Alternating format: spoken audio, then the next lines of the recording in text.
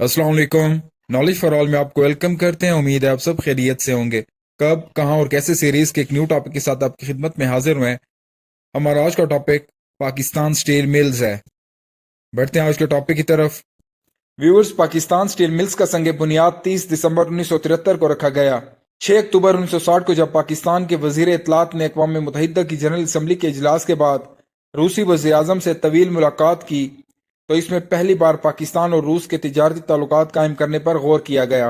इसका नतीजा जल्द ही सामने आ गया और 4 मार्च 1961 को पाकिस्तान और रूस ने $3 करोड़ के एक मुआहदे पर दस्तखत किए, जिसके मुताबिक रूस पाकिस्तान में तेल की तलाश के लिए फनी और माली मदद देने पर रजामंद हुआ था। व्यूअर्स, 1969 में रूस ने पाकिस्तान में स्टील मिल कायम करने की पेशकश की थी। 22 जनवरी 1971 को इस मुआहदे पर दस्तखत हुए, लेकिन जंग की वजह से अमल दरामद न हो सका। इस दौरान रूस ने खुलकर भारत का साथ दिया और यह मंसूबा खटाई में पड़ गया। 30 दिसंबर 1973 को बिलाखिर पाकिस्तान स्टील मिल्स का संग बुनियाद रखा गया, जिसकी तकमील 7 साल में हुई और 30 अगस्त 1981 को इसका इफ्तिताह किया गया।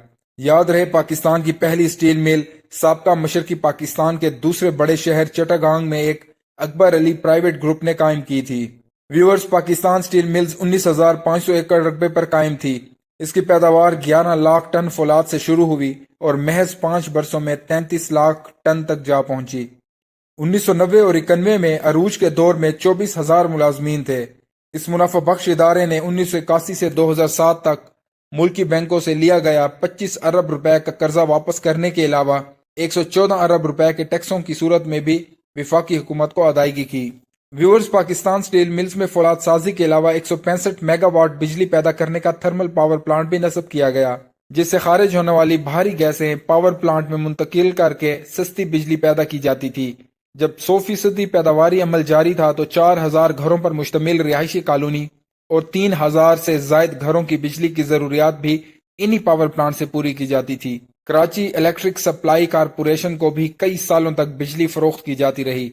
इसी तरह यहाँ काम करने वाले ऑक्सीजन गैस का प्लांट, जो कि तकरीबन 15 से 20,000 क्यूबिक फुट ऑक्सीजन पैदा करता था, उससे फर्नेस प्लांट की ज़रूरतें पूरी करने के बाद हज़ारों क्यूबिक गैस की बचत भी की जाती थी, जिसे बाद में ऑक्सीजन सिलेंडर्स की शक्ल में कराची के तमाम सरकारी अस्पतालों को मुफ्त फराहम कर दिया जाता था। यही नहीं बल्कि यहाँ वाहिद लिक्विड गैस भी तैयार की जाती थी। व्यूअर्स, पाकिस्तान स्टील मिल्स में 110 मिलियन गैलन पानी जखीरा करने वाला फिल्टर प्लांट भी मौजूद था, जो 50 किलोमीटर की पाइपलाइन के जरिए झील से पानी हासिल करता था। इसका फिल्टर किया गया पानी प्लांट के साथ रिहायशी कॉलोनी और निजी सनतों को फराहम किया जाता। पाकिस्तान स्टील मिल्स की 4,000 एकड़ जमीन को मुकम्मल इंफ्रास्ट्रक्चर के साथ नेशनल इंडस्ट्रियल पार्क के हवाले किया गया, जहां दीगर निजी शोबों की स्टील फैक्ट्रियों के साथ साथ मोटर कारें बनाने वाले इदारे भी कायम थे।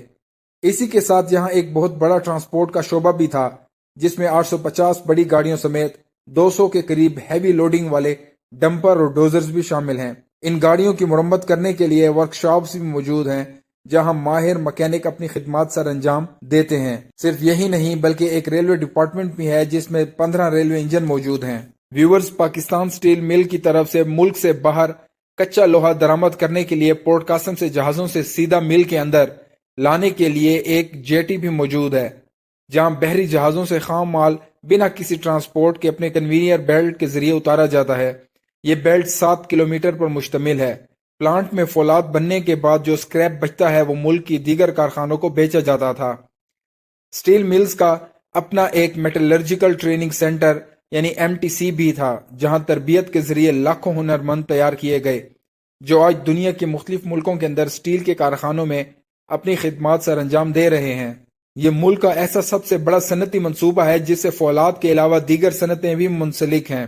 व्यूअर्स, इतलात के मुताबिक 2011 में पाकिस्तान स्टील मिल्स के कुल असासों का तखमीना 1200 अरब रुपए लगाया गया, जबकि इदारे के प्रोविडेंट फंड और ग्रेजुटी की मद में 38 अरब रुपए भी मौजूद थे, मगर वो अचानक गायब कर दिए गए। एक साल के अंदर मुलाजमों की तनख्वाहों की अदायगी और रिटायर्ड मुलाजमों को बकाया जात की अदायगी अचानक रोक दी गई। व्यूअर्स, याद रहे, पाकिस्तान स्टील मिल्स की पैदावार को बंद करने के बाद लोहे की मुल्क की जरूरत को पूरा करने के लिए हर साल गैर मुल्क से 75 से 80 लाख टन फौलाद दरामद किया जा रहा है, जिसकी सालाना मालियत $4 अरब बनती है। व्यूअर्स, ये था हमारा आज का टॉपिक। उम्मीद है आपको हमारा आज का टॉपिक पसंद आया होगा। इंशाल्लाह ताला एक न्यू टॉपिक के साथ आपकी खिदमत में दोबारा हाजिर होंगे। तब तक के लिए अल्लाह हाफिज।